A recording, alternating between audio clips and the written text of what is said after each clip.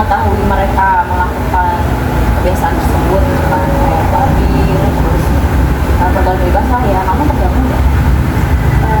Terganggu sih Bu, karena tidak seharusnya dinormalisasikan kan di dunia ini, karena akan berdampak buruk juga untuk kedepannya. Lalu bagaimana cara kamu untuk menghindari pergaulan tersebut? Karena kan kamu kerjaan di situ, terus temennya juga dari situ, terus juga culture shocknya pun dapatnya dari situ. Aku sedikit mengurangi interaksi terhadap mereka, terus mungkin menjaga jarak juga, dan nggak memasuki kebiasaan-kebiasaan mereka juga, dan tidak mengikuti kebiasaan mereka. Lalu apa harapan kamu kepada teman-teman nih yang masih seperti itu?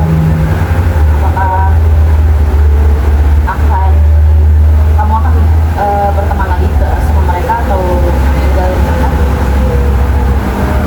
Aku akan berteman, tapi ya dengan pendirian aku, semoga tidak ada terjerumus ke dunia mereka. Lalu setelah kita melakukan maksud ada nggak sih harapan kamu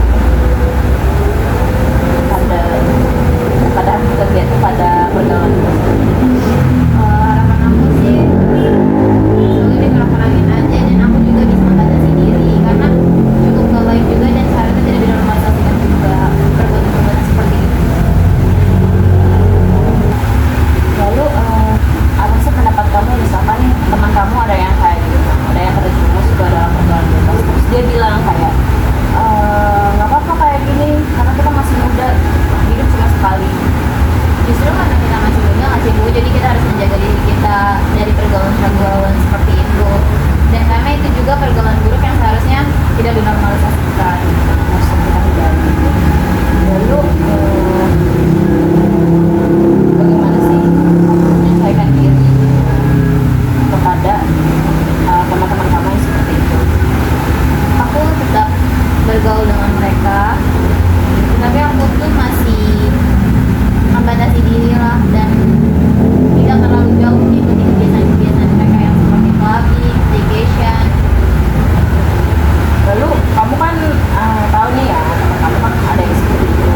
Lalu kamu tahu nggak sih dampak buruk dari pergaulan bebas itu apa? Bisa disebutin? Mungkin dari fisiknya dulu kali ya Bu, yang kayak matanya merah, terus kayak giginya mulai agak menguning, dan mungkin postur tubuhnya pun tidak seperti orang sehat pada umumnya gitu. Karena kita kan sudah melakukan sendiri kan, dan ini mungkin sudah selesai. Tapi kalau misalkan kamu masih butuh sesi yang lain, kamu masih terganggu dalam keseharian, kamu bisa selesai lagi, nanti kita berkabar lagi dan membuat jadwal kembali. Baik, selanjutnya di sini saya akan menjelaskan apa itu culture shock. Jadi culture shock itu dalam bahasa Indonesianya itu adalah gegar budaya. Istilah psikologis untuk menggambarkan keadaan dan perasaan seorang menghadapi lingkungan sosial dan budaya yang berbeda. Nah, istilah ini mengandung pengertian adanya perasaan cemas, hilangnya arah, perasaan tidak tahu apa yang harus dilakukan, atau tidak tahu bagaimana harus melakukan sesuatu yang dialami oleh individu tersebut ketika ia berada dalam suatu lingkungan yang secara kultur atau sosial baru. Definisi gegar budaya atau culture shock ini adalah reaksi individu pada lingkungan baru yang belum dikenalinya, sehingga menimbulkan reaksi awal berupa cemas akibat individu kehilangan tanda-tanda yang dikenalinya di lingkungan lama. Gegar budaya terjadi karena adanya ketidaksetaraan pandangan antara budaya satu dengan lainnya, sehingga membuat suatu budaya baru yang datang ke budaya lainnya mengalami kehilangan harapan atau antisipasi terhadap kesamaan. Gegar budaya dapat mengakibatkan stres,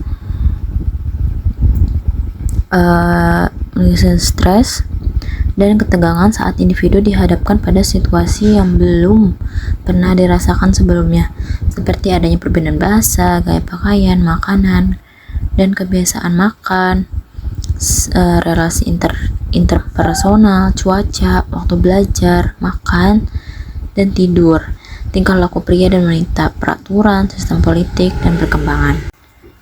Faktor penyebab culture shock atau gegar budaya ini ada beberapa, dari yang dominan hingga paling rendah. Berikut ini ada penyebarannya. Yang pertama, ada faktor pergaulan, yaitu pada faktor ini individu cenderung mengalami ketakutan akan perbedaan pergaulan di setiap tempat yang baru. Nah, ketakutan ini menjadikan individu merasa canggung dalam menghadapi situasi yang baru, tempat tinggal yang baru, dan suasana yang baru. Akibat ketidakpahaman mengenai pergaulan ini, individu juga akan merasa terasing dengan orang-orang di sekelilingnya yang dirasa baru baginya. Yang kedua, ada faktor teknologi. Dewasa ini perkembangan teknologi semakin melaju pesat gitu kan, menyebabkan masyarakat harus selalu ingin berusaha untuk mengikuti perkembangan teknologi agar mampu bersaing di dunia global. Lalu, teknologi juga merupakan faktor penting dalam mempengaruhi timbulnya masalah culture shock. Individu jadi merasa takut tidak bisa mengikuti perkembangan teknologi di tempat tinggal barunya, sehingga individu cenderung akan merasa ketakutan. Nah, individu ini dituntut untuk bisa berpikir keras bagaimana caranya untuk dapat mengikuti perkembangan teknologi serta mampu mengaplikasikannya di kehidupannya. Lalu yang ketiga, ada faktor geografis, identik dengan keadaan geografis di daerah tersebut. Jadi ini faktor lingkungan secara fisik, misalnya perbedaan cuaca, perbedaan letak wilayah, seperti daerah pantai, daerah pegunungan, itu kan berbeda ya satu dengan yang lain gitu. Misalkan kalau daerah pantai itu orang-orangnya pekerjaannya nelayan, lalu untuk orang-orang yang tinggal di daerah pegunungan itu misalkan pekerjaannya jadi petani, jadi tukang kebun, dan lain-lain. Yang terakhir ada faktor keseharian. Nah, ini merupakan cerminan dari sebuah kebudayaan yang beradab. Bahasa tidak bisa dianggap dengan sebelah mata. Individu yang mengalami kekagetan terhadap budaya baru seringkali dihubungkan dengan faktor bahasa.